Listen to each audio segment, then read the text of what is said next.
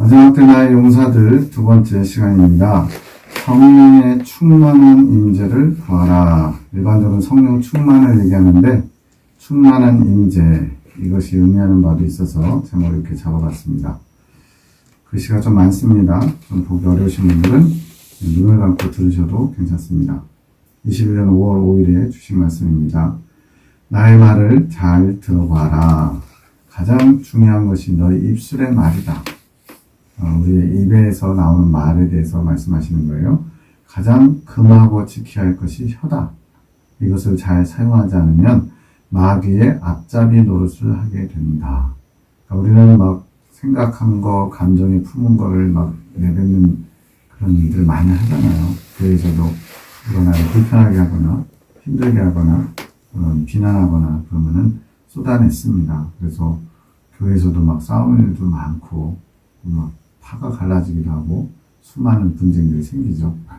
근데 이걸 잘못 사용하면 마귀의 앞잡이 노릇, 마귀가 아주 좋아하고 마귀가 그걸 이용해서 엄청난 일들을 한다는 거예요.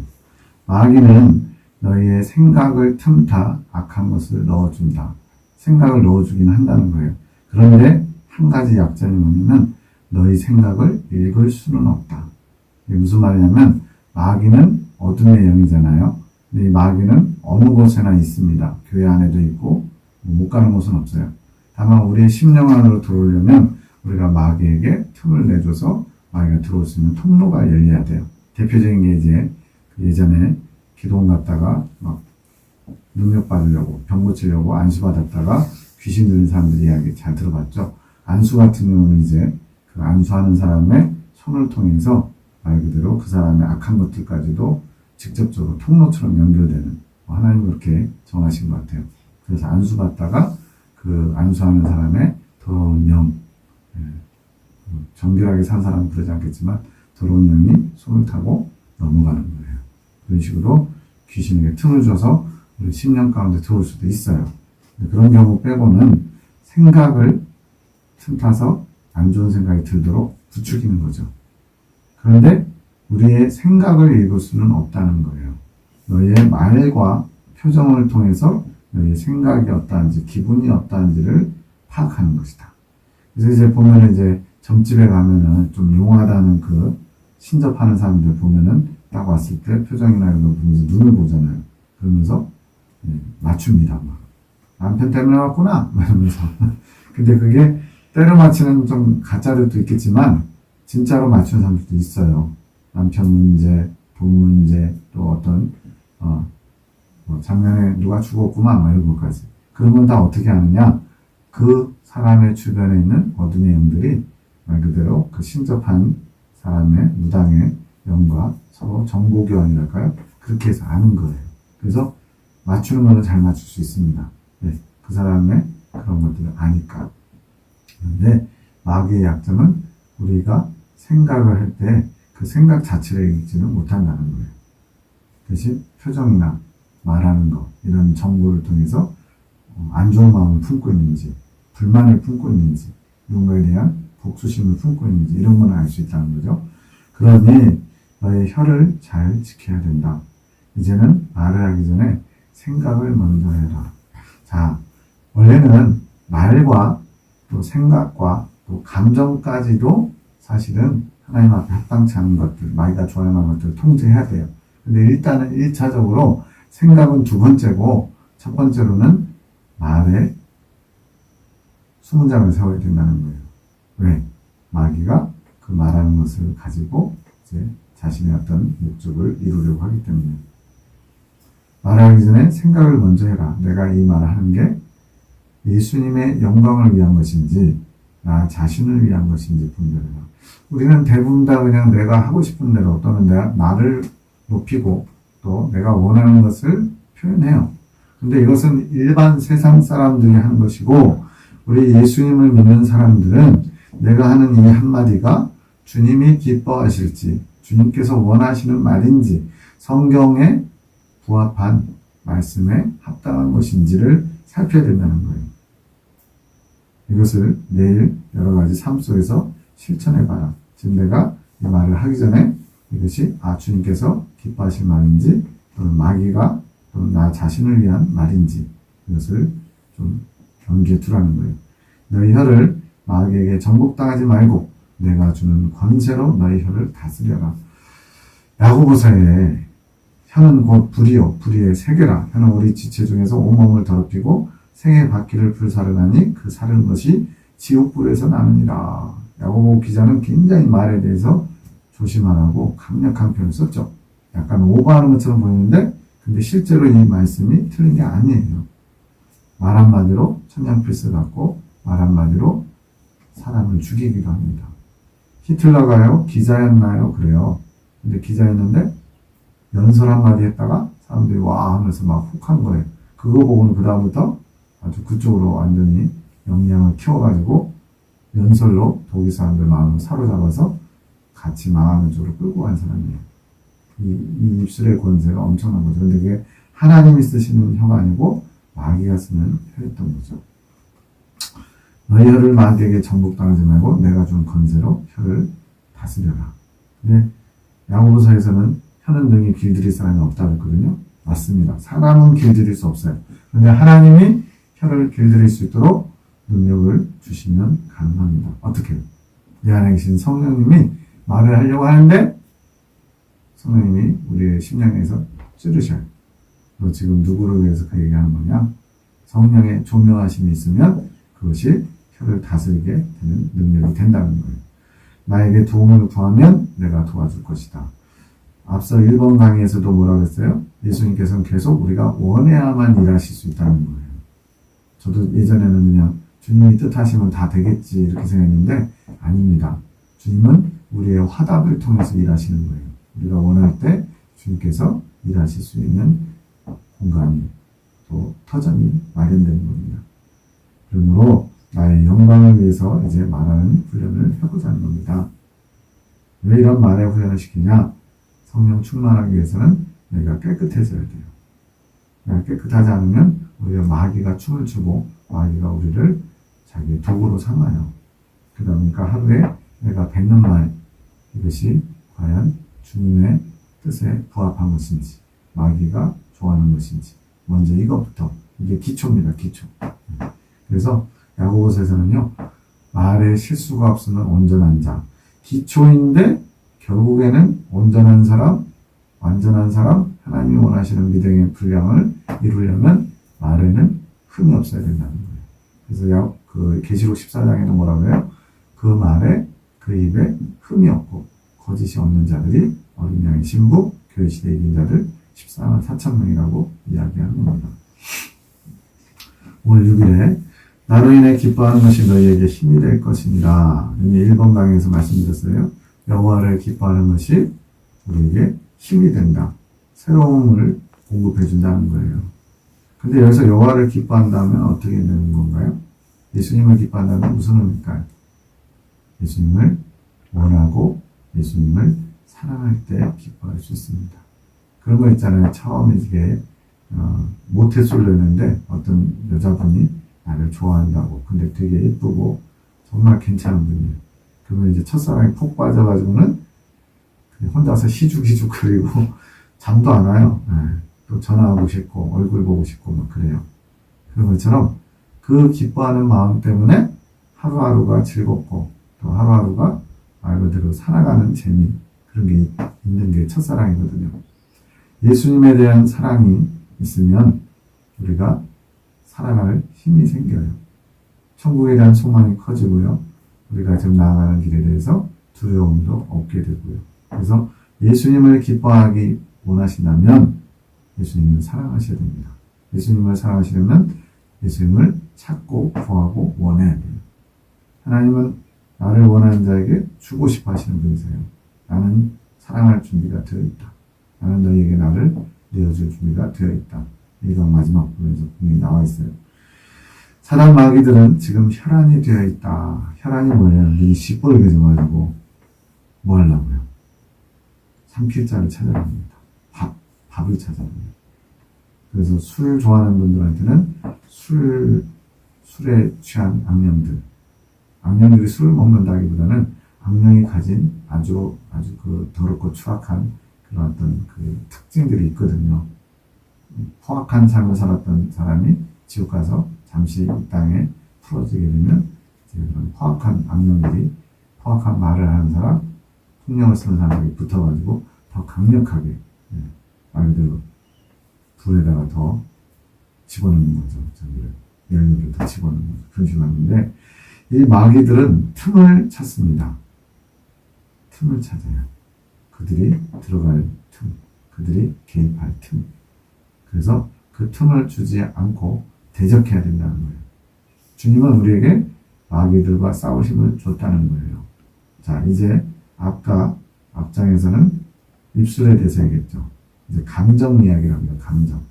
그 마귀들은 너희의 감정을 사로잡으려고 한다. 너희를 슬프게 하든지 화나게 하든지 약간 좀 그 감정적인 사람들이 있어요. 조금만 뭐 하면 막 금방 화를 내거나 또 금방 막 슬럼프에 빠지고 이런 분들. 이런 감정들을 제어할 줄 알아야 된다는 거예요. 근데 내 힘으로는 할 수 없어요. 마귀는 그런 감정들을 사로잡아서 더 불에다 기름을 붓는다는 겁니다. 너의 마음을 지켜라. 잠언서 4장 23절에 밑에 나와 있죠. 무릇 지킬 만한 것보다 더욱 내 마음을 지켜라. 생명의 근원이 이에서 나느니라. 마음을 지킨다는 건 뭐냐? 감정을 잘 다스리고 생각을 지키는 것. 왜냐하면 이 마음 안의 기관이 생각과 감정과 의지거든요. 생각과 감정의 결과물이 의지예요. 뜻한 바를 하고자 하는 것. 뜻. 그래서 생각과 감정이 먼저인데 생각과 감정을 지키는 게 마음을 지키는 겁니다. 안 좋은 생각이 자꾸 들어요. 그 생각을 계속 붙잡고 있으면 어떻게돼요? 점점점 꼬리에 꼬리를 무는 생각이 나중에는 큰 화산처럼 돼서 어떤 일을 저지르게 만들죠. 또 감정도 마찬가지입니다. 어떤 사람은 나를 기분 나쁘게 했어요. 그러면 에이, 안 좋은 일이 있었나 보지 하고 털어버리면 되는데 생각하면 생각할수록 열받네. 지가 나한테 왜 이렇게 해? 그동안 어떻게 했는데 막 지나간 본전 생각도 나고 또 나보다 별볼일 없는 사람이 나를 무시하는 것 같으면 속에서 계속 어떻게 돼요? 부글부글 끓다가 나중에는 뭔가 일을 벌리죠. 오늘날 묻지마 살인이라든가 또 말 그대로 얼마나 지금 감정적으로 별의별 다 있잖아요. 지금 뭐 거의 하루에 몇 건씩 나오는 것 같아요. 카페 사장 뭐 했다고 빨리 요거 안 들은다고 막 엎어버리고 던져버리고 사람 찔러 죽이고 앞으로 어떻게 될 것 같아요? 더 심해집니다. 왜? 마귀가 더 발악하고 나중에 대화 안 들어가면요 5달러 황충대왕이라고 5째 나팔 때 지옥에 있는 악령이 다 풀려나가지고 사람들 배후에서 5달 동안 사람들의 감정과 생각을 사로잡아서 죽고 죽이는 일들이 많이 일어날 것 같아요. 지금부터 스스로를 잘 단돌이 하지 않으면 그때 가서 완전히 속수무책될 겁니다. 너의 생각은 하나님의 영광을 위한 선한 것과 자신을 위한 게 있다. 두 가지라는 거예요. 하나님의 영광을 위한 것, 나를 위한 것. 너희가 가지고 있는 정욕을 나의 영광을 위해 사용하면 선한 것이다. 정욕은 무조건 나쁜 것 이렇게 여겨서도 안 됩니다. 왜? 정욕은 육체를 위해서 필요한 거예요. 욕망이에요. 식욕이 없으면 어떻게 돼요? 밥을 거부하다가 굶어 죽겠죠. 또 수면력이 없으면 잠을 안 자요. 막 24시간 일주일씩. 그러면 나중에 이상이 생겨서 죽을 수 있죠. 이런 것들. 정욕은 필요한 것인데 문제는 타락하면서 이 정욕이 하나님을 섬기는 정욕이 아니라 육체만을 위한 오히려 하나님을 대적하는 그런 쪽으로 특화되어 있어요. 자기중심적으로. 그래서 자신을 위한 정욕, 하나님의 영광을 위해서 쓰이는 정욕 이게 돼야 된다는 거예요. 예를 들어서 주님의 일을 감당하기 위해서 제가 이 시간 지금 저녁 10시쯤인데 귀찮아, 안 해, 내일 해야지 이런 마음하고 주님을 위해서 좀 참자 그러면서 졸릴까봐 커피 한 잔을 마셔요. 그 커피 한 잔이 뭐가 되겠어요? 하나님을 위한 정욕이 될 수 있는 거죠. 너희가 가지고 있는 정욕을 나의 영광을 위해 쓰는 것은 선한 것이고 자신의 영광을 위해 쓰는 것은 악한 것이 된다. 그러니까 정욕 자체가 나쁜 게 아닙니다. 그런 정욕을 어떻게 어떤 목적으로 정욕의 필요를 채워주느냐 그거에 따라서 선한 정욕이 될 수도 있어요. 너희 속에 스치는 생각들을 분별해봐라. 주님의 영광을 위한 것인지 자신의 영광을 위한 것인지 이제는 무엇이든지 분별해야 된다. 그 전에는 그냥 내가 하고 싶은 대로 내가 주체가 되고 내가 주인이 돼서 내 마음대로 살았다면 이제 예수님을 믿는 사람 또 더 높은 천국 또 주님과 더 합해지기를 원한다면 이제는 분별하라는 거예요.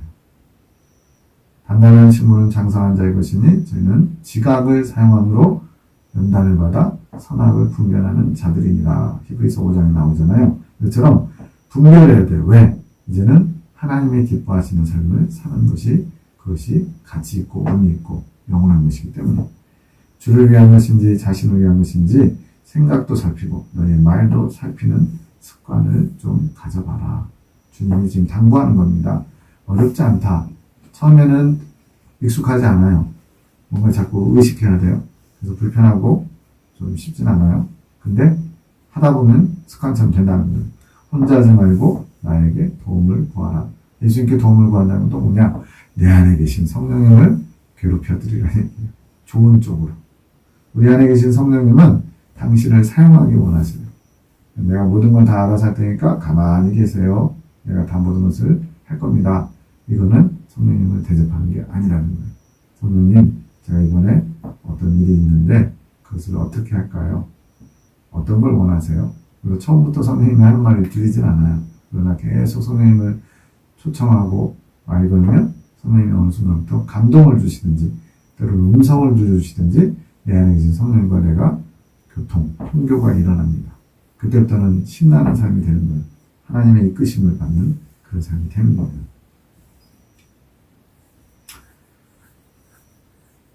주를 위한 것인지 자신을 위한 것인지 생각도 살피고 말도 살피는 습관을 들여다보자. 지금 세 가지예요. 말, 생각, 감정 이 세 가지를 살피라는 거예요. 누구를 위해서 말하는지 누구를 위한 생각인지 누구를 위한 감정인지. 보통의 경우는 자신을 위할 때가 훨씬 많습니다. 내가 하고 싶은 대로 하는 거예요. 근데 이제 주님의 눈치, 성령님의 눈치를 좀 봐야 된다는 거예요. 그게 성장하는 사람의 특징입니다. 어렵지 않다. 혼자 하지 말고 나에게 도움을 구하고 너희가 도움을 구할 때 내가 도와줄 것이다. 나를 많이 찾아라. 이거는 사실 우리가 하나님을 찾고 하나님 제발 만나주셔야 되는데요. 반대가 됐어요. 주님이 나를 좀 찾아라. 그 정도로 찾는 사람들이 적다는 얘기입니다. 힘을 주겠다. 분별이 안 되면 나에게 구하여라. 지혜를 줄 것이다. 계속 지혜가 나오죠. 예수님이 곧 지혜고 지혜는 곧 성령님입니다. 지혜의 영이 성령님이에요. 그래서 우리가 결정하기 어렵고 우리가 판단하기 어려운 것을 성령님께 도움을 청하면 성령님의 지혜로 하나님의 지혜로 가장 선하고 옳은 것을 선택할 수 있습니다. 5월 7일 사랑은 오래 참는 것이다. 너희가 나를 위해 모든 환경 가운데 자신의 생각을 지키며 참는 것이 나를 위해 오래 참는 것이다. 사랑은 오래 참고 고린도전서 13장에 나오잖아요. 근데 그 오래 참는 게 다른 사람의 어떤 불편함, 나에게 어떤 불편하게 한 것에 대해서 참는 것도 포함되지만 이제는 하나님과의 관계에서도 오래 참아야 돼요. 뭐를? 주님 때문에 나의 악한, 나의 육적인 그런 생각과 감정들을 참아내는 거예요. 이렇게 하고 싶지만 주님이 원치 않으실 것 같으면 안 하고 또 끊고 그것이 주님을 사랑하는 겁니다. 또한 그것이 자신의 유익을 구취하는 것이다. 사랑은 자기의 유익을 구취하면 이건 진짜 어려운 것 같아요. 왜? 우리는 본성상 자기 유익을 구하게 돼 있거든요. 편한 자를 찾고요. 나한테 이익이 되는 것을 계산하게 돼 있어요. 그런데 자기의 유익을 구치 않으면 하나님이 그것을 보고 상을 주신다는 거예요. 나의 영광을 위해 너희 말 한마디 생각 하나 지켜가며 너희의 유익이 아닌 나의 유익을 위해 살아가는 삶. 이것이 천국 백성의 삶이고 이것이 하나님 나라에 합당한 삶이라는 거예요. 지금은 그것이 족하다. 근데 주님이 엄청나게 처음부터 훈련하는 동안에 거창한 걸 원하는 게 아니고 아주 작은 것부터. 지금은 말할 때 이게 주님이 기뻐하실까? 아니면 이것은 나를 위한 것일까? 이것 좀 생각해봐라. 네가 지금 생각하고는 뭐 꼬리에 꼬리를 무는 그 생각이 주님을 위한 것인가? 나를 위한 것인가? 좀 생각해봐라. 네가 지금 막 울고락부락하고 막 감정이 막 요동하는 거 너를 위한 것인지 주님을 위한 것인지 좀 생각해봐라. 사실은 기초부터 이제 시작하는 거예요. 이런 분별력을 통해서 점점 하나님이 기뻐하시는 삶, 하나님이 원하시는 삶을 살아가는 기초가 마련되거든요. 이 훈련이 너희를 사로잡고 있는 것들을 떠나버리게 한다. 그래서 떠나버리게 한다는 뭐겠어요? 마귀들이 틈타는 것도 해당하고요. 또 우리를 계속 붙잡고 있는 나 중심적인 그런 종욕적인 것들, 그런 것들이 점점 힘을 잃는다는 거예요. 왜? 자꾸만 저 사람은, 이건 제가 의인화한 겁니다. 얘는 자꾸만 하나님 중심적으로 하려고 그래. 얻어먹을 게 없어. 가자. 이런 식으로 된다는 거예요. 나의 고집도, 나의 연약함도 점점 떨어져 나갑니다. 이게 변화되는 거죠. 나는 사랑이다. 나의 유익을 위하지 않았다. 예수님은 당신의 유익을 위해서 이 땅에 산 삶이 아니라는 거예요. 너희를 의의 길로 인도하기 위해 나의 모든 것을 아낌없이 바쳤노라. 친구를 위하여 목숨을 버리는 것보다 이보다 더한 사랑은 없다. 예수님 말씀하셨거든요. 그 친구가 바로 우리입니다. 우리를 위해서 목숨을 내준 것이 최고의 사랑을 했다는 거예요. 너희가 나의 그런 삶을 담기 원한다. 내가 이렇게 먼저 본을 보여주고 너희도 이렇게 살아라. 이게 천국 백성의 삶이다. 라고 말씀하시는 거예요. 만약 당신은 안 하고 우리 보고만 하라고 하면 우리는 약간 입이 쭉 나올 수 있어요. 우리한테만 시키냐고 이렇게 힘든 거는 어떡해. 너 하나만을 위해 십자가에 죽은 나의 고통을 생각해봐라. 첫 강에서 나온 것처럼 나 한 명을 위해서 주님이 죽어주셨다는 거예요. 1대1입니다. 1대1. 신앙은 1대1입니다. 잘 믿는 부인 치맛자락 붙잡고 천국 올라갈 거 아니거든요. 내가 정말 주님과 1대1로 주님의 사랑을 느끼고 있는지, 또 나도 주님을 그렇게 사랑하고자 하는지, 이런 주님과 1대1 관계를 잘 보셔야 돼요. 나의 물과 피를 다 쏟기까지 고통받으며 너의 구원만을 생각했노라. 예수님 십자가에서 죽으실 때 빨리 끝나자, 힘들다, 빨리 끝나자 이랬을까요? 한 영혼 한 영혼을 구원하시기 위해서, 그것이 바로 내 영혼을 위해서 주님이 십자가에서도 한 영혼의 구원을 위해서 그렇게 하셨다는 거예요. 이게 와닿는 분도 있을 거고 별로 와닿지 않은 분도 있을 텐데, 그래서 십자가 묵상을 해야 됩니다. 그 십자가가 의미하는 게 도대체 내게 무슨 의미인지, 나의 십자가 사랑을 알아야 너의 모든 것이 회복된다. 왜냐? 십자가는 사랑입니다. 어떤 사람에게는 십자가는 고통이고, 십자가는 부끄러움이고, 십자가는 모욕일 수 있어요. 예수님은 우리를 향하신 사랑이었다는 거예요. 나는 이렇게 너희를 향한 사랑을 보여주었다. 이것이 너와 나의 첫사랑의 관계다. 내가 너희를 위해서 모든 것을 다 준 것처럼 그 사랑을 네가 맛봤다면 이제는 그 첫사랑을 계속 끊임없이 유지하라는 거예요. 나의 십자가 사랑이 회복되는 게 우리의 첫사랑, 잃어버린 사랑을 회복하는 것이다. 계시록 2장 4절에 나옵니다. 에베소 교회 보낸 편지에 그러나 너를 책망할 것이나니 너희 처음 사랑을 버렸다. 많은 사업을 했어요. 주님이 기뻐하시는 일들을 많이 했어요. 부제도 하고 교회 일을 열심히 했어요. 근데 처음 사랑을 잃어버리고 타성에 젖어서 하고 있는 목회자, 그걸 주님이 지적하셨습니다. 이것도 꼬집는 게 아니고요, 안타까우셔서 다시 첫사랑을 회복하라고, 그러므로 어디서 떨어진 것을 회개하고 돌이켜서 첫사랑을 회복하라고 말씀하십니다. 오늘 우리도 내가 정말 예수님과 그 관계가, 사랑의 관계를 유지하고 있는 건지, 또는 천국 가야 되니까, 혹시 지옥 가면 안 되니까 보험처럼 교회 다니고 예수님 믿고 있지는 않은지, 예수님은 우리에게 십자가의 고통으로 구원해 주는 것, 여기까지만 생각하는 것은 이기적인 거예요.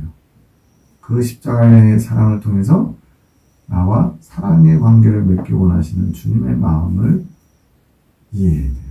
그 마음을 알아야 돼요. 그래야 우리도 주님을 사랑할 수 있습니다. 나를 위해서 해준 그 수고, 그 피땀, 그 고통, 그거에 감사해서 그냥 감사합니다 라고 생각하는 게 아니고, 그것을 넘어서서 예수님의 사랑을 느끼고, 나도 예수님의 사랑에 합당한 사랑을 예수님께 화답해야 되는 게, 그게 진정한 사랑을 아는 자의 모습이에요. 아니면 예수님을 이용하는 것과 같다는 겁니다. 마치 남편을 돈 벌어오는 기계처럼 여기는 거. 그렇게 예수님을 이용하는 자가 되어서는 아니 되겠습니다. 부부는 사랑의 관계지 내 필요에 의해서 선택하고 필요해서 버리고 필요해서 바꾸고 오늘날은 그런 세태가 되어버렸잖아요. 그런 관계가 아니라는 겁니다. 사랑의 관계여야지 필요에 의한 욕구 만족을 위한 내 필요를 위해서 채워주는 그런 대상을 보면 반드시 문제가 생깁니다. 5월 8일 나는 너희의 아비다. 너희는 자녀들이 올바른 길을 가지 않을 때 어떻게 하겠느냐. 그대로 둔다면 그게 사랑이겠느냐. 지금 많은 하나님의 백성들이 잘못된 길을 가고 있어요. 근데 그걸 잘못되고 있다는 것을 알지도 못하는 사람이 많다는 거예요. 그래서 주님의 마음이 더 아프고 안타까운 겁니다. 내 사랑으로 나의 몸된 교회를 새롭게 하기 위해서 너희를 정화하는 장소로 불렀다. 하나님께서 이제 교회를 새롭게 하는데 그 교회를 새롭게 하기 위한 말 그대로 특공대죠. 훈련시켜서 투입시키는 거예요. 그래서 거기를 사랑으로 정화하는 거예요. 우리도 그렇게 쓰임받으면 기분 좋지 않겠어요? 진짜 신나지 않겠어요? 오늘날 많은 사람들이 지금 어둠을 향해서 지옥을 향해서 가는데 내가 가는 곳마다 회개와 변화의 역사가 일어난다는.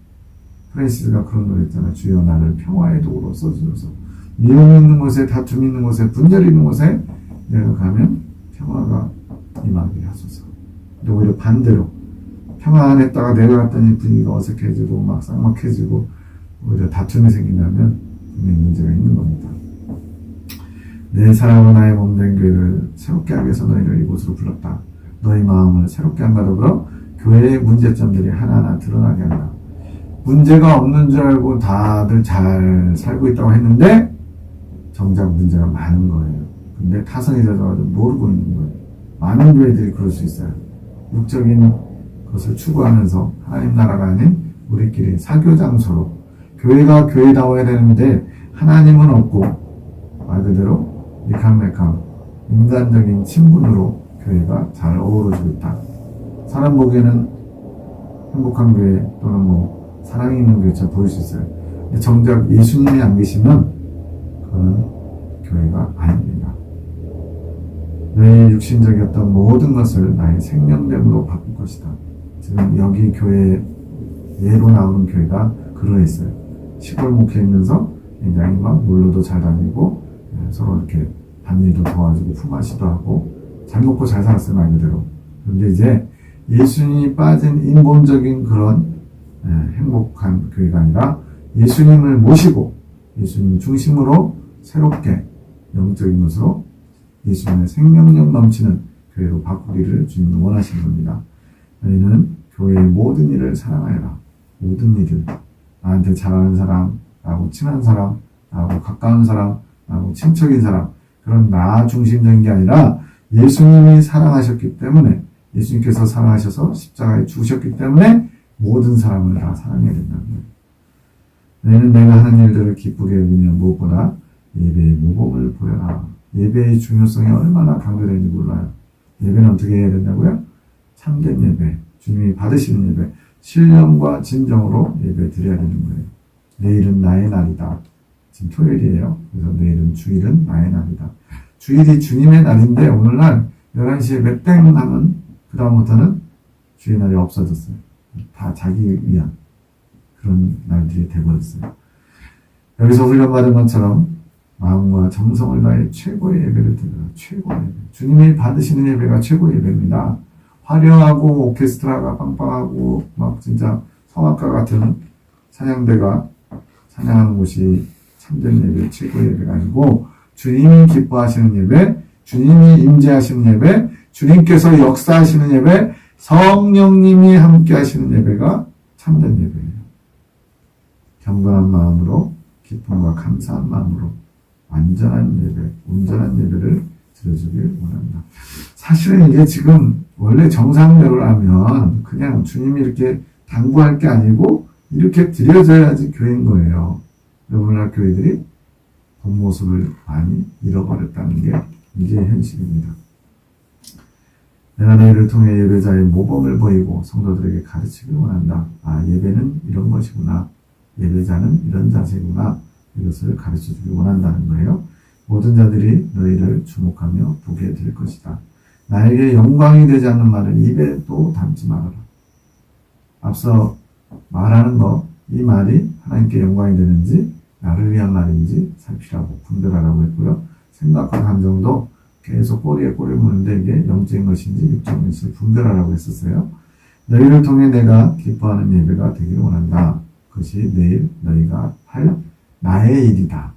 너희가 하지만 그게 예수님의 일이라는 거예요. 오늘날 많은 주의 종들이 또 주의 일을 한다고 열심히 사역을 합니다. 그런데 모양은 주의 일이에요. 그런데 실제로는 자기 일을 하는 사람들도 많다는 거예요.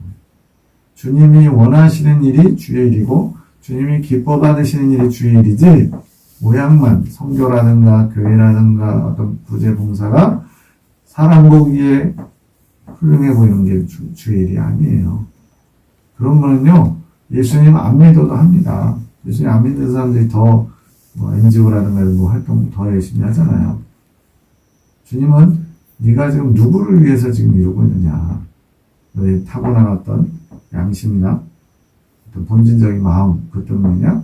또는 다른 사람들과 함께 어우러져서 그걸 위해서냐? 정말로 나를 위해서냐? 이거를 자꾸 분별하라는 거예요. 교회 안에서 크게 말하지도 말고 크게 웃지도 말고 되도록 침묵하여라. 왜냐하면 입 벌려 봐야 아직 온전하지 못하기 때문에 육적인 생각, 육적인 말들이 튀어나온다는 거예요. 가급적이면 침묵하는 게 차라리 마이너스는 안 된다는 거예요. 플러스도 안 되지만 마이너스도 안 된다는 거예요. 오죽하면 바울 선생님도 그러잖아요. 선생이 되려고 많이 하지 말래요. 왜냐? 말이 많으면 실수가 많대. 선생은 가르치는 일이니까 계속 입을 벌리잖아요. 근데 100마디 중에 한두 마디 실수해가지고 누군가를 실족시킬 수도 있고요. 또 하나님 보시기에 부끄러운 모습을 드러낼 수도 있고요. 그래서 그러려면 차라리 스승이 되려고 하지 말라는 거예요. 그만큼 스승 되는 걸 좋아하는 사람들이 많았다는 얘기도 되죠. 예배 전에 기도로 준비하고 설교하시는 목사님을 위해서 성도들을 위해서 기도하며 찬양할 때도 기도하는 마음으로 간절히 하여. 말 그대로 예배 전부터 예배 중간에 또 예배 끝나고서 계속 주님과 함께하는 시간이 되라는 겁니다. 그럼 육적인 사람은 좀 힘들 수도 있어요. 뭔가 막 말하고 싶고 누구 방언사 만나면 인사하고 어떻게 지냈어? 막 이러고 싶은데 주님과 함께하는 시간을 가지라는 거예요. 그것이 다른 사람들에게 본이 되고 또한 자극이 되는 겁니다. 너희 예배를 내가 볼 것이다. 우리가 예배 드릴 때 주님이 그 자리에 동참하고 계시다는 걸 몇 사람이나 의식하면서 드릴까요? 별로 없을 거예요. 저도 지금 예수님에 관한 걸 하고 있잖아요. 이 자리에 예수님이 계시다고 느끼면서 해야 되는데 저도 의식 안 하면 그냥 열심히 해야 되는 거 의무감으로 하게 돼 있어요. 근데 예수님을 사랑하는 마음으로 하는 것과 어떤 주어진 일에 의무감을 하는 것은 모양은 비슷해요. 사람은 잘 몰라요.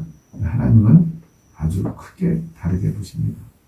모든 일을 주의 영광을 위해서 먹든지 마시든지 무엇을 하든지 주의 영광을 위해 하라는 바울의 그 가르침이 우리 삶 전반에 걸쳐서 집에서든지 직장에서든지 사람을 만나든지 혼자 골방에 있든지 계속 적용되기를 원합니다.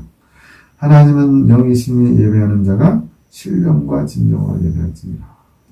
주님은 예배 시간뿐 아니라 삶 전체가 예배와 같이 주님과 동행하는 삶, 내 안에 계신 성령님이 일하시고 성령께서 이끌어 가시는 그런 삶이 되기를 원하십니다.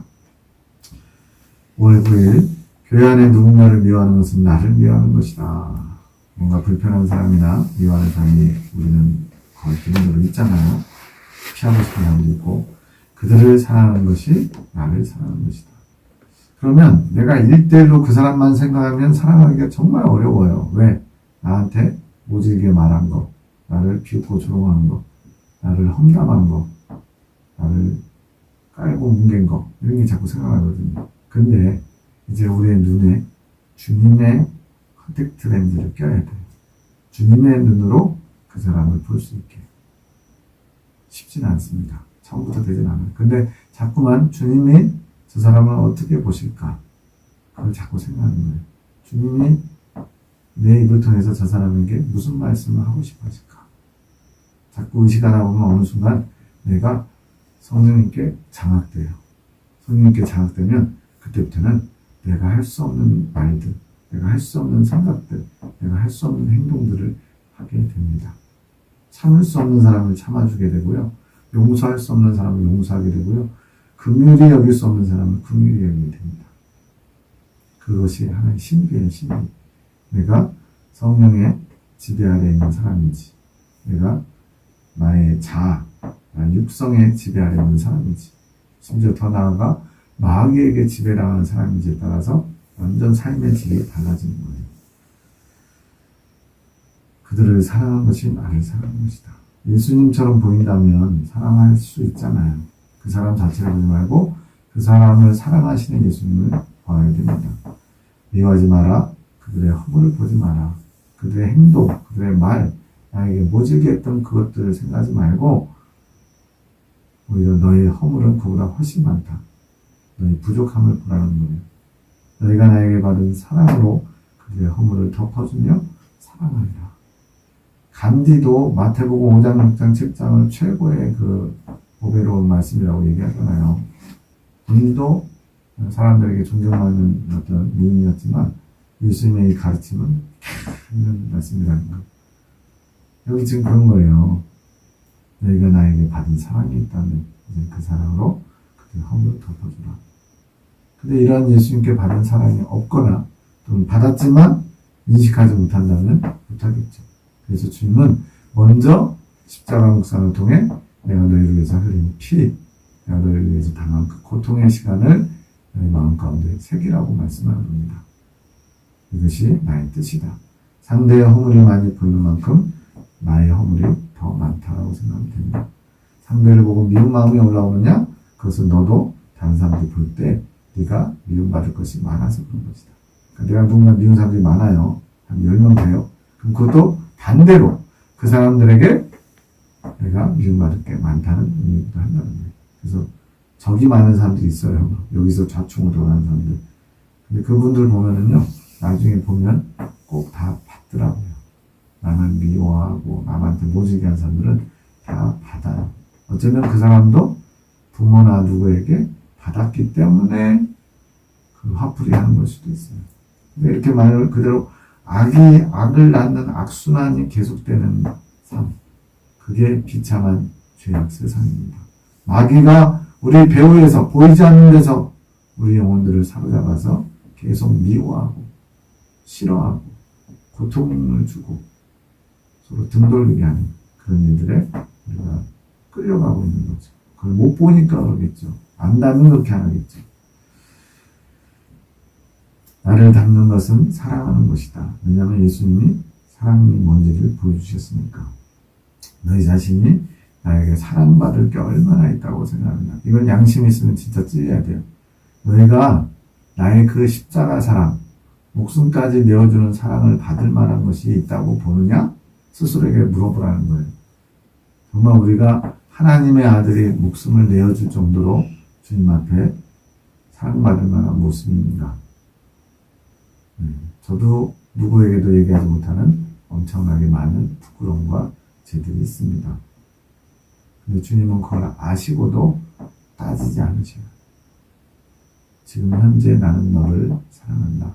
과거에 네가 어떤 삶을 살았든 어떤 죄 아래 있었든 어떤 악을 했든 그것을 네가 진심으로 회개하고 돌이키면 나는 그것을 기억하지 않는다. 따지지 않는다. 근데 너희는 왜 자꾸 아직도 따지고 있냐. 너한테 잘못한 거 10년 전에 조금 실수하고 잘못한 거 지금도 기억하고 있냐? 사실 그런 사람들이 있거든요. 너희도 따지지 마라. 그것은 너희가 나 대신 재판관이 되는 것이다. 큰 죄다. 그것은 살인이며 교만이다. 지금 마태복음 5장, 6장, 7장 산상수훈을 지금 나누는 것 같아요. 살아있는 생생한 주님의 우리의 양식 메시지입니다. 왜 남을 판단하는 죄가 크냐면요. 하나님 자리에 앉기 때문에 그렇습니다. 오직 판단하시는 분, 심판자는요. 하나님밖에 없어요. 왜? 심판자는 물어봐야 되기 때문에.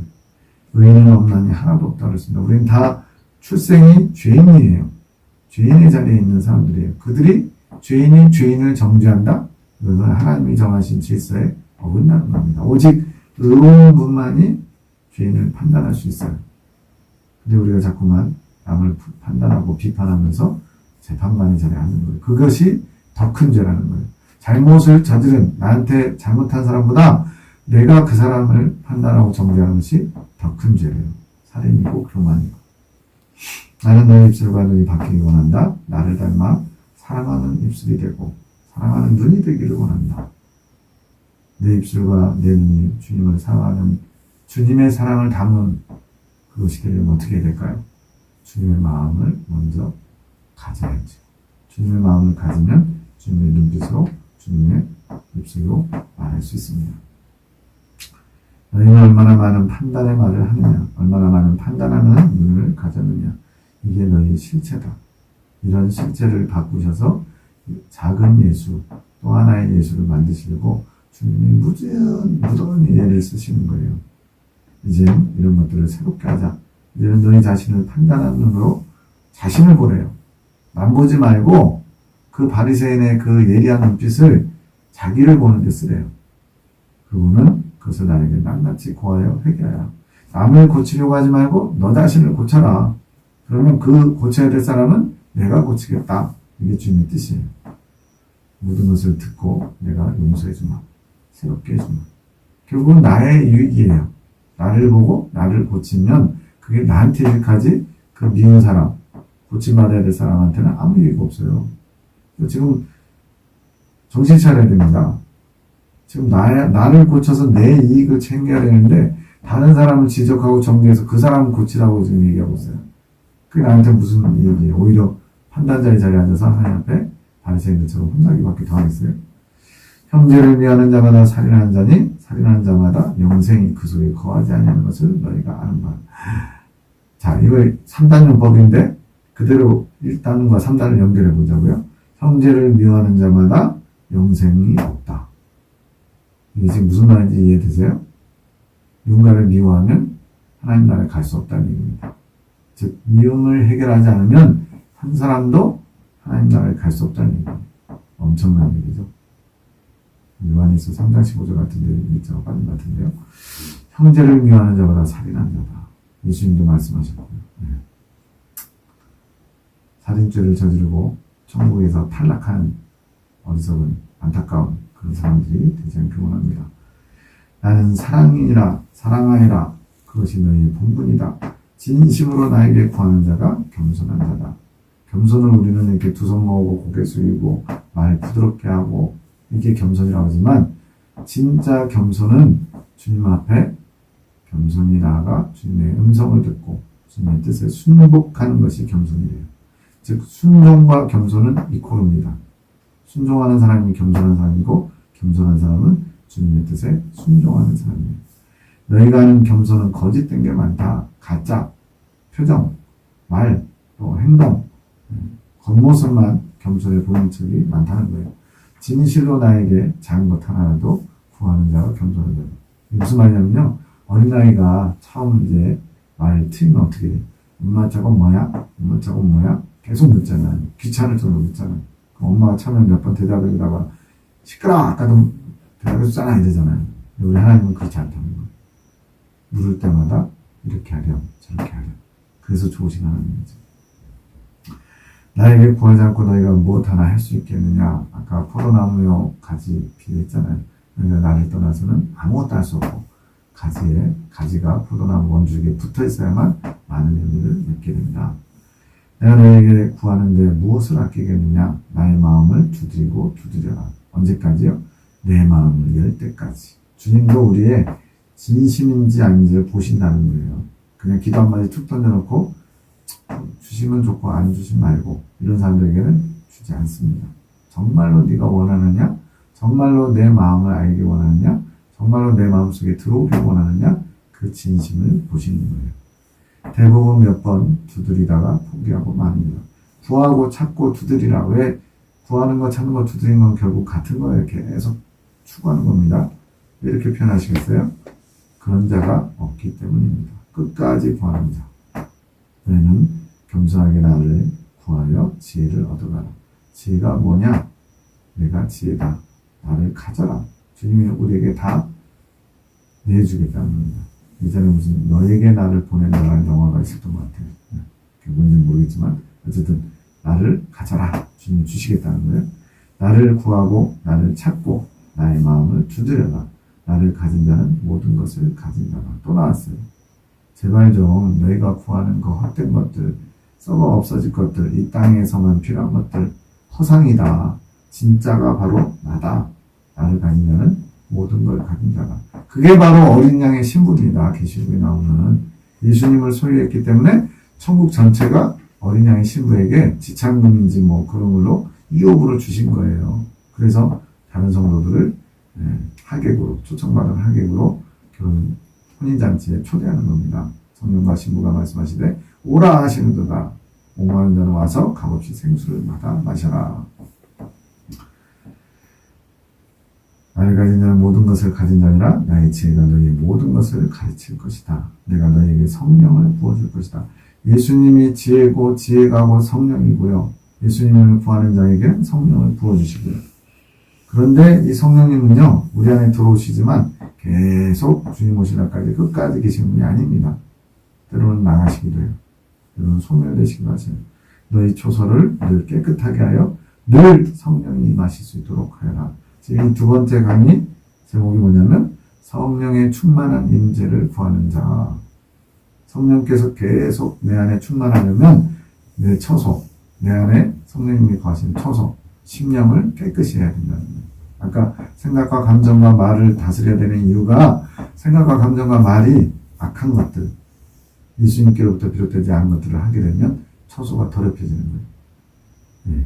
돈 내고 비싼 호텔을 묵었더니 그 이불보라든가 이런 것들 다 안 쓴 거 그대로 놔두면 당장 컴플레인 하겠죠. 성령님께서는 더러운 처소에 거하실 수가 없어요. 왜? 거룩한 영이시기 때문에. 우리가 악심을 품고 누군가를 막 죽이네 살려 막 이런 식으로 분노하고 있을 때 성령님은 어디 계실까요?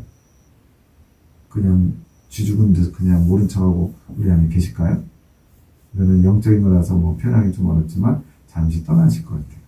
완전히 떠나신 건 아니고 잠시 나가셨다가 우리가 진심으로 회개하면 다시 들어오시고. 왜?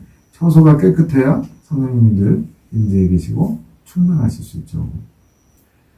너희 가운데 거하는 성령은 너희를 가르치며 이끌며 생명의 길로 인도하신다. 성령이 하시는 일 크게 세 가지인데 첫 번째, 예수님의 보혈의 은총을 공급해 주십니다. 뭐 할 때? 진심으로 회개할 때. 그래야 죄를 씻을 수 있거든요. 두 번째, 천국으로 우리를 인도하십니다. 성령님이 인도하시지 않으면 우리는 갈 바를 알지 못합니다. 어디로 가야 될지 몰라요. 천국 들어가려면 반드시 성령님의 인도심을 받아야 돼요. 마지막으로 최후의 목적은 성령이 우리 안에서 내 영과 합일되는 거예요. 내 영의 지성소에 좌정하시는 거예요. 성령의 내주합이. 이게 익은 열매가 되는 것입니다. 잘 모르시는 분들은 익은 열매가 들어간 요한계시록이나 다른 강의들을 꼭 찾아서 보시기 바랍니다. 이런 자는 부요한 자. 예수님을 가진 자는 모든 것을 가진 자. 당연히 부요하겠죠. 부요함을 다른 이들에게 나누어주는 자. 천국의 영원한 것을 나눠줄 수 있는 자. 그게 어린 양의 신부들이거든요. 추청할 수 있는 자격이 있거든요. 자기의 생각, 자기 뜻 모든 것을 내려놓아야 성령의 임재함이 끊이지 않는다. 이게 핵심입니다.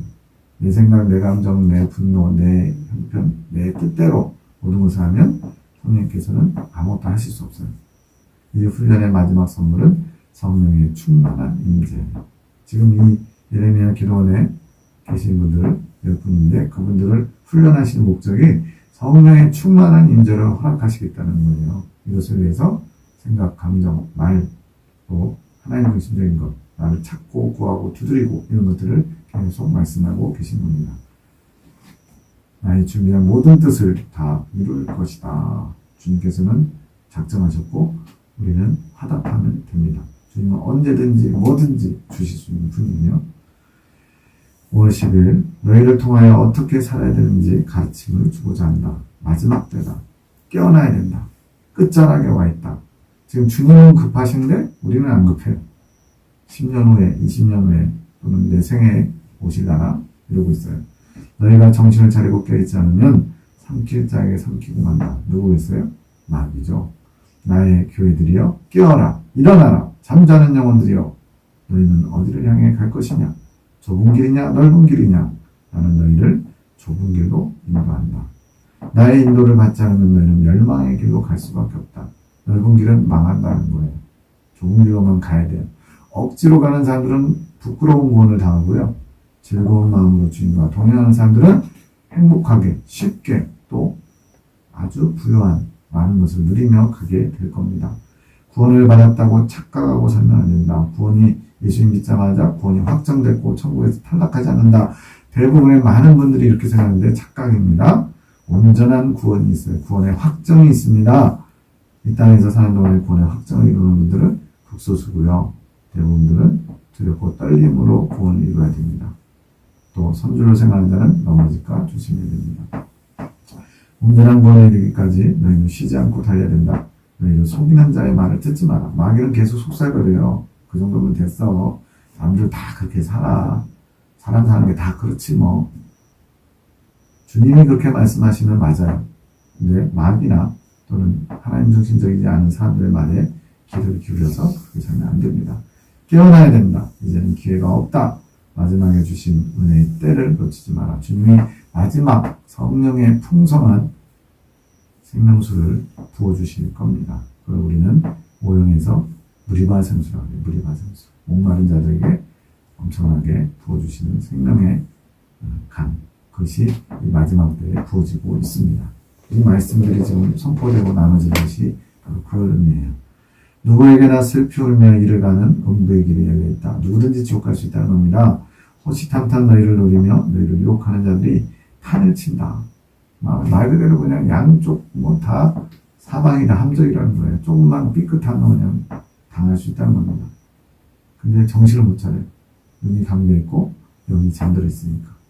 너희를 사랑하는 이기적인 마음을 버리고 내 형제들을 돌아봐라. 너를 위해서 살지 말고 이제는 하나님을 위해 이웃을 위해서 살으라는 거예요. 그들의 영혼을 살피며 그들을 살리기 위해 기도로 나에게 간구하여라. 내가 그들을 살릴 수 있는 게 아닙니다. 착각하면 안 됩니다. 우리는 다만 주님께서 일하실 수 있는 통로 역할만 하면 돼요. 나를 통해서 주님 저분에게 필요한 것들을 공급해 주십시오. 저희 죽어가는 영혼을 살려주십시오. 기도로서 돕는 겁니다. 기도 외에 다른 이유가 없다. 예수님도 말씀하셨죠. 지금 이게 예수님 말씀하시는 거예요. 지금은 나의 용사들이 일어나 내게 부르짖어야 할 때다. 왜냐? 마지막 때고 마귀가 최후의 발악을 하는 때고 많은 영혼들이 지금 모르고 지금 엉뚱한 길로 가고 있고 잠들어 있고 죽어가고 있고 그런 때이기 때문에 나의 온 백성의 구원을 위해 울어야 될 때다. 이게 주님의 마음이고 주님의 지금 울고 계신 거예요. 너의 믿음을 스스로 달아보아라. 믿음 없는 자들을 위해 부르짖어야 하는 것이 너의 사명이다. 이제는 너희를 위한 삶, 자신을 위한 삶이 아니라 예수님을 위해서 또 다른 사람들의 영혼을 위해서 너희가 이 일을 부디 감당해다오. 나의 사역에 동참해다오. 주님 초청하고 계십니다. 만물의 마지막에 가까웠으니 그러므로 너희는 정신을 차리고 근신하여 기도하라.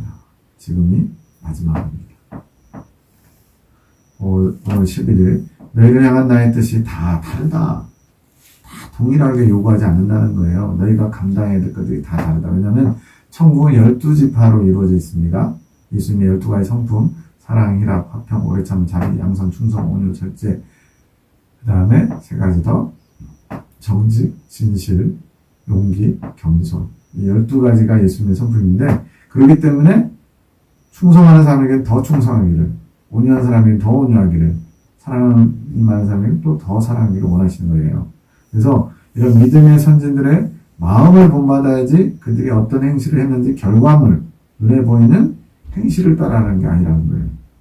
나의 인도함을 가르침을 받아서 그들이 어떤 중심을 가지고 했는지 그거를 성령님이 가르쳐 주겠다는 거예요. 왜? 그들에게 역사했던 영이 성령님이시거든요. 그래서 그분들의 심령, 그분들의 마음 상태, 그분들이 어떻게 그것을 감당했는지를 잘 알게 해줄 수 있는 분이 성령님인 거예요. 동일한 하나님이시니까. 너희 자신을 쳐서 복종하는 것이 행실 부분. 하기 싫은데 금식, 40일 금식 억지로 해가지고 40일 금식 마쳤다. 하나님의 은혜입니다. 물론 그럴 수 있어요. 근데 주님의 뜻은 40일 금식하는 게 아니었어요. 근데 본인이 40일 금식해야 사람들이 능력이 종이라고 할까봐. 물론 금식하면 여러모로 좋긴 하죠. 근데 더 중요한 거는 하나님께서 원하신 것인지, 내가 어떤 내 마음대로, 내 생각에 이게 옳은 것 같아서 한 것인지, 그걸 분별해야 돼요. 야고보서에 보면 믿음에 대해서 얘기할 때 믿음으로 행함으로 믿음을 보여주는 얘기하면서 아브라함의 예를 듭니다. 아브라함이 이삭, 독자 이삭을 번제물로 드리려고 한 것이 행함으로 의롭다 하심을 얻은 건데, 믿음을 보인 건데, 포인트는 뭐냐? 아브라함이 하나님을 생각하다가 하나님께 뭘 드릴까 해서 나의 가장 귀한 아들을 바쳐야 되겠다. 만약 그랬다면 그거는 인신공양, 몰렉, 말감, 밀곰이라고 하는 암몬 신에게 인신공양한 거와 똑같은 거예요. 만약에 하나님 원하신 게 아니고 아브라함이 하나님께 뭔가 귀한 걸 바치려고 했다면, 그죠? 그런데 그 전에 하나님이 명하셨어요. 내 아들 독자 이삭을 내가 지시하는 곳에 가서 번제물로 바쳐라. 하나님이 명하셨고 아브라함이 행한 겁니다. 그게 바로 우리 자신을 쳐서 복종시키는 거고, 그것이 우리 심령의 내 뜻인지 하나님 뜻인지를 분별해서 하나님께서 원하시는 부분에 나를 쳐서 복종시키는 것, 이것이 순종인 거예요. 가장 중요한 것은 성령의 임재를 받는 것이다. 늘 성령께서 거하실 수 있는 초소가 될 수 있게 몸부림쳐야 된다. 저는 이 몸부림이라는 단어를 너무 좋아해요. 왜? 안 되는 걸 해보려고 한다는 것은 자기 부인이잖아요. 근데 이 몸부림도 내 힘으로 하려고 하면 이거는 별로 의미가 없어요. 하나님께서 주시는 마음, 하나님께서 주시는 능력 가지고 몸부림을 쳐야지, 자기 의를 가지고 몸부림치면 나중에 바리새인처럼 됩니다. 남들은 못하는 거 한다고 아주 기고만장해서 자랑을 했잖아요. 성령의 인도함이 없는 너의 삶은 죽은 삶이다. 지금 선언하셨어요. 성령 없이는 너희는 죽은 자다. 성령 없이는 하나님 나라 들어갈 수 없다. 불신자들이 죽은 자거든요. 하나님 관점에서. 하나님과 관계가 단절된 자. 우리 안에 성령님이 들어오셨는데 성령님과 상관없이 산다? 그럼 불신자하고 똑같다는 얘기예요. 성령의 이끄심에 나를 쳐서 복종시키는 것. 이것을 주님이 원하시는 겁니다. 그런데 너희의 틀이 강할수록 성령의 이끌림 받기 어렵다. 자기가 가지고 있는 틀, 하나님 믿는 사람은 이래야 돼. 목사는 이래야 돼. 적어도 남자는 이래야 돼. 이런 것들 있잖아요. 이 틀이라는 것은 너희의 고집된 생각, 이것이 더 강해지면, 구체화되면 사상이 된다. 생각에서 더 발전하는 게 사상이에요. 사상이 깨지는 것은 마치 바위돌을 깨트린 것처럼 엄청나게 어렵습니다. 이 사상 때문에 오늘날 종교 전쟁 같은 거 보세요. 가톨릭, 구교와 신교 싸울 때 보세요. 본인들이 옳다 생각해서 진짜 30년 전쟁, 100년 전쟁 막. 그러니까 일반적인 그런 어떤 이권 가지고 싸우는 것보다 종교적인 자기 신념, 사상 가지고 싸우는 게 훨씬 더 처절하고 악랄하고 막 그러잖아요. 본인이 옳다 생각하기 때문에. 그것들을 내 안에 진리로 삼고 옳은 양 따라가는 것. 그래서 주님은 차라리 밑바닥에 있는 인생들을 선택하셔서 제자 삼으셨어요. 예수님이. 바리새인들 이미 자기들이 의롭고 하나님의 어떤 훌륭한 뜻을 받들고 있다고 하는 사람들을 뜯어 고쳐서 사용하느니 아예 없는 자들, 갈릴리의 어부들, 무식한 사람들 데려다가 훈련하는 게 훨씬 수월하셨던 것 같아요. 이제야 이해가 됩니다. 이것이 너희 안에 대부분 자리 잡고 있다. 사람과의 교제 속에서 이런 사상들을 주고받으면서 점점 부풀려 가는 겁니다. 하나님이 깨뜨리시려고 한 게 처음엔 요만했는데 사람들하고 대화하는데 그런 것들이 점점 커져가는 거예요. 더 커져가지고 이제 나중에는 감당기 어려울 정도로 커진다는 거예요. 하나님 중심적인 게 커지면 좋죠. 유익하죠. 근데 사상, 인간적인 사상, 잘못된 것이 점점 옳은 양, 점점 힘을 얻어가지고 커져가는 거예요. 나와 교제가 없는 삶은 대부분 이렇게 살아간다. 이게 오늘날 교회의 비극입니다. 예수님과 동행하지 않는 사람들이 대부분 자기가 옳다는 것을 주장하면서 그게 전부인 양, 최고인 양, 그것을 우상화. 이게 우상이에요. 사실은 성경이 말하는 우상은 하나님이 아닌 것을 하나님 있는 줄로 착각하고 따라가는 게 그게 우상입니다. 내가 이루니 너희는 성령을 쫓아 행하라. 그리하면 육체의 욕심을 이루지 아니하리라. 그래서 핵심 포인트는 뭐냐?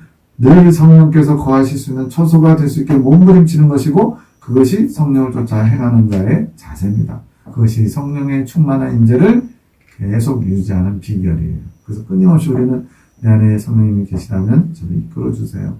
성령님이 원합니다.